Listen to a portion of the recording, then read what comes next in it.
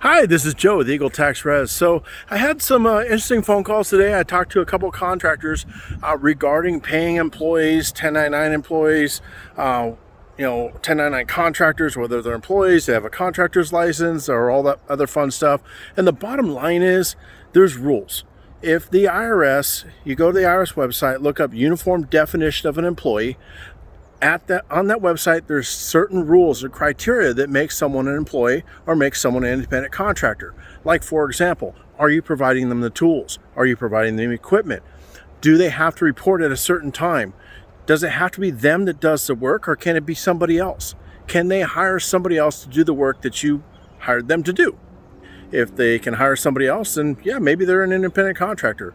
But if they can't hire anybody else and it's them that is the only person who can do the job, then no, they're not an independent contractor. Unfortunately, they need to be a W-2 employee. For those of you in California, there's another thing called AB5, which basically takes the same information that the IRS does, but it just emphasizes the information a little bit further and allows the state to actually come out and look at you individually. So what happens if they look at you and they determine all your people are actually employees, not contractors? Well, this is what's going to happen.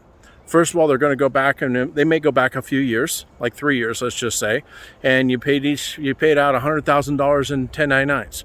That $100,000 is now going to be taxed. They're going to flip it over and say, okay, this was improperly classified. So these people are employees, so they're going to start talking about workman's compensation and you owing back information on that. And then it's going to go up to the IRS because they're going to pass that. They're not going to keep it to themselves. They're going to share it, of course. The IRS is now going to want their FICA and Medi-Cal. So that's another 15%, 15 point something percent. And you're going to end up owing all that.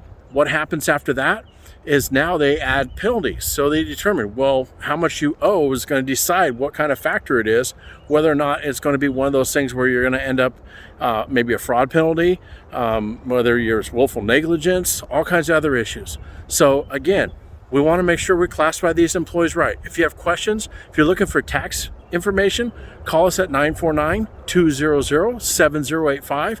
If they're knocking on your door and you're getting this type of audit, call us right away at 888-EAGLE-05. Again, that's 888-EAGLE-05, and we can help you fix these problems. Let's nip it in the bud before it happens. Give us a call and we can help you out. Thank you and good night.